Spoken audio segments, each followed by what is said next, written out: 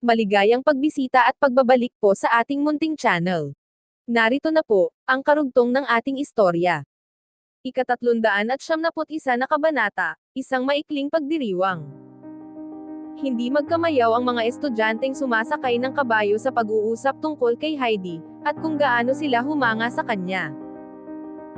Habang patuloy nilang pinupuri ang kanyang kakayahan, ilan sa mga lalaki sa grupo ang nagsimulang ipagyabang ang kanilang ginawa sa laban, umaasang mapansin at ma-impress siya. Ang galing ni Heidi, ang bilis niya gumamit ng espada. Kahanga-hanga talaga, lalo na para sa isang babae. Pero syempre, kinailangan kong pumasok sa laban at magpakitang gilas. Wala akong espada, mga kaibigan. Ginamit ko lang ang mga ngipin ko. Hindi ko pa nasipa ang kahit sino ng ganito kalakas sa buong buhay ko. Natutunan ko ang bagong bagay tungkol sa sarili ko ngayong araw na to. Ako rin. Nakagawa ako ng ilang atake sa leader nila, yung lalaking dilaw ang buhok. Sa tingin ko, maayos din naman ang ginawa ko. Habang nagsasalita sila, unti-unting lumalapit ang mga ito kay Heidi, umaasang mapapansin sila at magugustuhan.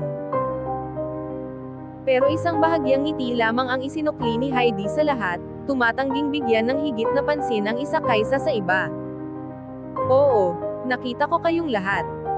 Magaling ang ginawa ng bawat isa, sabi ni Heidi. Napuno ng sigla ang mga estudyante kahit sa ganoong kasimple at maikling papuri. Para sa kanila, ang anumang papuri mula sa isang napakahusay na babae tulad ni Heidi, ay isang malaking karangalan. Isang estudyante ang nagtakip sa sugat sa kanyang braso gamit ang kamay at ngumiti kay Heidi. Sulit ang masaktan basta't bahagi ng pagkakataon na to ang makilala siya. Oo nga, magaling tayong lahat. Pero may isang tao roon na walang ginawa. Sigaw ng isang boses mula sa likuran. Napakunot ang noo ni Heidi. Alam ko kung sino ang tinutukoy mo. Saglit niyang tiningnan si Alex, ngunit sapat na iyon upang maituon ang pansin ng iba sa kanya. Napalingon ang ilang estudyante kay Alex at sinimulang tingnan siya ng may pagtataka at bahagyang pag-alipusta. Nanatili si Debbie sa tabi ni Alex at mariing tumingin sa karamihan, nagtataka sa bigla ang pagbabago ng kanilang ugali. Narinig niyang nagbubulungan ang mga ito nang mapagtanto nilang hindi sumali si Alex sa laban o tumulong man lang sa kanila. Talaga bang nakatayo lang siya buong oras? Nakakatawa naman yan. Parang kilala ko siya. Hindi ba't siya yung nasa malaking laban kamakailan lang? Siguro nakikibahagi lang siya kapag may kamera. O baka pagod siya sa malaking laban. Pagod. Mukha ba siyang pagod sa'yo? Napairap si Debbie at marahang hinila ang sulok ng manggas ni Alex. Mukhang maayos naman siya ngayon. Tara na, umalis na tayo. Nag-aalala siya na baka may gawin si Alex na padalos-dalos kapag labis na siyang nainis sa dami ng tanong at puna ng karamihan. Gayunpaman, habang patuloy na nag-aaral ng martial arts si Alex, mas lalo siyang nagiging mapagpasensya at kalmado sa mga ganitong sitwasyon. Hindi na siya gaanong naaapektuhan ng tsismis at ingay tulad ng dati. Ngumiti siya ng matamis kay Debbie, na parang sinasabing maayos lang siya. Biglang lumapit ang isang estudyante, isang batang babae, at nagsimulang magsalita upang ipagtanggol si Alex. Hindi naman patas yan. Lumaban tayo ngayon, pero paano nung nakaraang beses na dumating yung gang at kinuha ang pera natin? Naalala nyo ba yung batang nabalian ng paa? Sino sa inyo ang tumindig noon? Wala. Habang nagsasalita siya, unti-unting humina ang kanyang boses nang mapansin niyang masama na ang tingin sa kanya ng mga kaklase. Ano ba, pinupuna mo kami? Reklamo ng isa. Iba ang sitwasyon kahapon, may dahilan kami noon. E baka naman may dahilan din siya ngayon. Yun lang ang sinasabi ko. Nagdebate ang mga estudyante.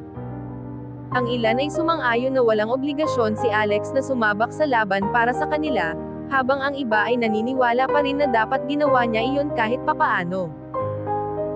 Tahimik na pinanood ni Heidi ang kanilang pagtatalo, ngunit halatang mabigat pa rin ang kanyang loob. Galit pa rin siya kay Alex dahil tumanggi itong tumulong. Inilagay pa nga ni Mickey, ang leader ng gang, ang kutsilyo sa kanyang leeg, pero hindi man lang kumilos si Alex. Oo nga't kaya niyang kontrolin ang sitwasyon, pero paano nalaman ni Alex na kaya niya? Napanood niya si Alex sa laban sa TV at inakala niyang isa itong kamangha-manghang, bayani, at sobrang husay na tao. Tumambay siya ng matagal sa mga stables para lang sana makita at makausap si Alex. Pero sa halip, isa lang itong malaking pagkadismaya.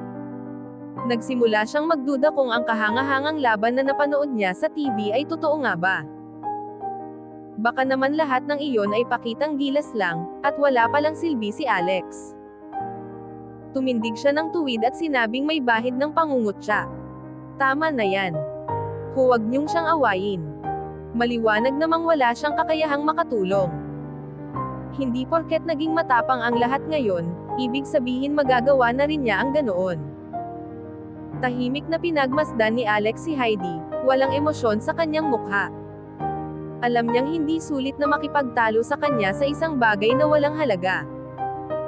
Ngunit matapos ang sinabi ni Heidi, marami sa mga tao sa grupo ang umatras.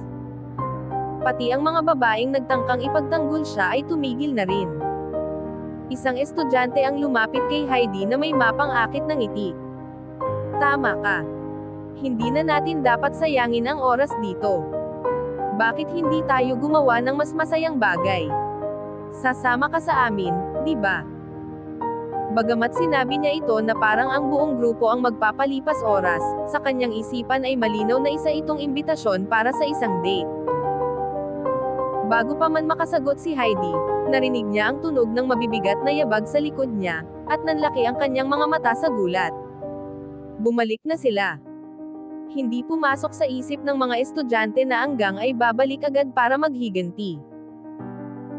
Isang kotse ang huminto sa likuran ng grupo, sabay na may sumigaw ng preno, habang ang iba pang miyembro ng gang ay tumakbo papalapit. Bumukas ang pintuan ng sasakyan, at bumungad si Mickey mula sa upuan ng pasahero. Ang nabalian niyang binti ay nakabalot na sa isang pansamantalang benda, at may hawak siyang pares ng saklay. Galit na galit niyang tiningnan ang mga estudyante bago sumigaw sa kanyang mga tauhan. Sila nga to. Tama ako. Sa isang iglap, napaligiran ng gang ang mga estudyante. Tila daan-daan sila, lahat ay nakasuot ng itim, at kumikislap ang mga armas sa kanilang mga kamay. Napako sa takot ang mga estudyante, hindi makapaniwala kung gaano kabilis bumaliktad ang sitwasyon. Pilit na bumaba si Mickey mula sa kotse, hirap na hirap sa paggalaw gamit ang saklay, pero walang sino man ang nangahas na tumawa. Itong mga to, aniya, sabay turo sa mga estudyante gamit ang saklay, sumubok na saktan kami. At hanggang ngayon, may utang pa sila sa amin. Nanginginig ang mga estudyante, pilit na nagtutulakan para magtago sa likod ng isa't isa. Hanggang dito na lang po muna. Maraming salamat po sa pakikinig. Pwede po bang humingi ng subscribe bilang pagsuporta sa ating munting channel? Hanggang sa susunod po muli. Stay safe and God bless.